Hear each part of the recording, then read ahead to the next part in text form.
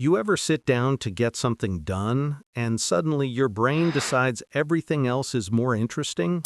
The fridge, the phone, that one random memory from 2011 you didn't ask for. You don't want to be distracted, but your mind slips away like it has its own agenda.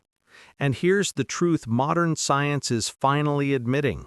Your brain isn't broken. Your focus wasn't lost. It's being pulled, constantly, quietly, and very deliberately. In the next few minutes, we're going to break down exactly why you struggle to focus, what's hijacking your attention, and how to take your mind back, using neuroscience-based techniques that actually work in real life.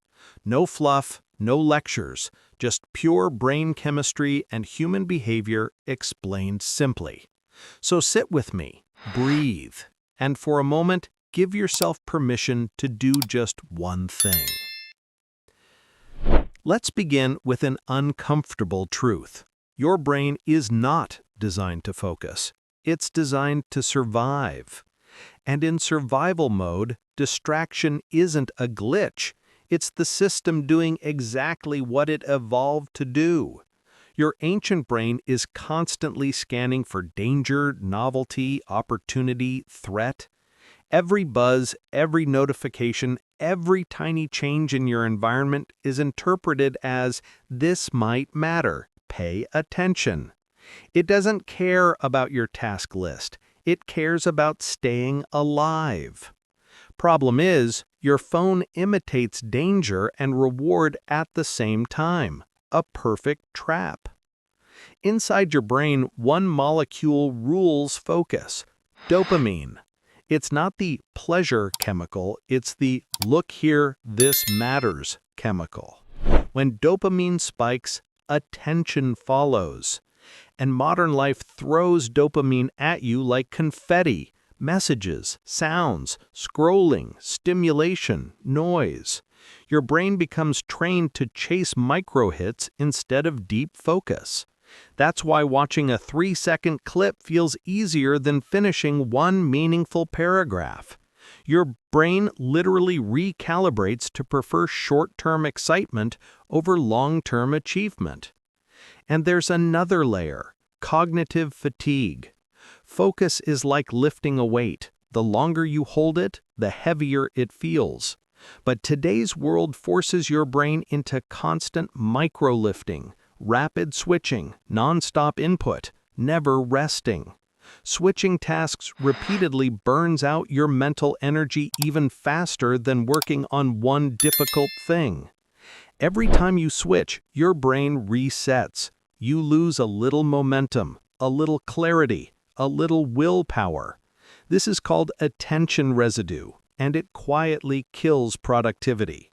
But here's the part almost no one tells you. Sometimes distraction isn't lack of discipline, it's your brain whispering, "You're overwhelmed." Focus disappears when there's stress, when there's emotional tension, when your inner world is full. A scattered mind often means an overloaded heart. We don't lose focus because we're lazy. We lose focus because we're carrying too much inside. And when the brain feels unsafe emotionally, it seeks escape, stimulation, or numbness. So how do we take focus back in a world that's constantly stealing it? Not through willpower, that burns out. Through structure, through physiology, through cooperation with your biology instead of fighting it. The first step is to reclaim stillness. Your brain needs moments with zero input to reset dopamine and activate your default mode network, the part of your mind responsible for clarity, creativity, problem solving.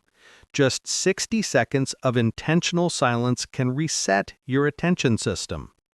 Next, you need to single task, one thing at a time. Tell your brain what matters by removing what doesn't. Put the phone in another room, not on the table.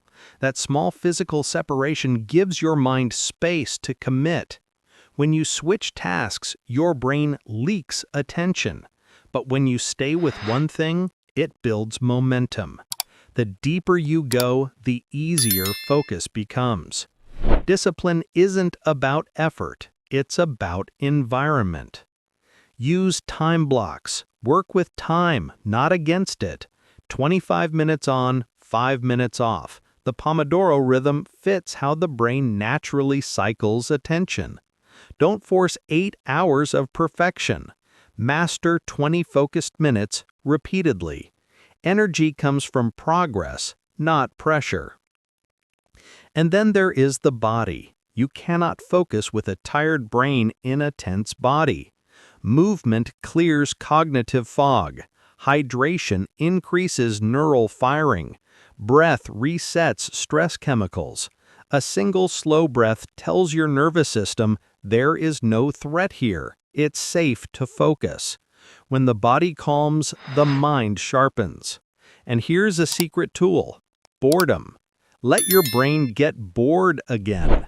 It sounds strange, but boredom restarts the curiosity circuit, the very circuit that drives deep engagement. When you fill every empty second with stimulation, your brain forgets how to enter deep focus mode. Stillness trains depth. Noise trains scattering. But the most powerful shift? You must make focus emotional again. You only deeply focus on what feels meaningful. If your goals don't spark emotion, your mind will run towards anything that does, even tiny dopamine crumbs from a screen. So ask yourself, why does this matter? Who do I become if I finish? Who do I fail if I don't? Purpose fuels attention.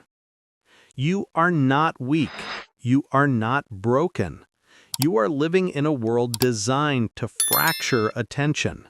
But your brain can be trained. Your focus can return. You can take your mind back, one breath, one choice, one quiet moment at a time. And when you do, something beautiful happens. You stop reacting to life and you begin shaping it again. Your greatest power isn't your time, it's your attention. Where your attention goes, your life follows. So choose to reclaim it. And remember, focus isn't about forcing your mind, it's about freeing it from the noise long enough to hear itself think again.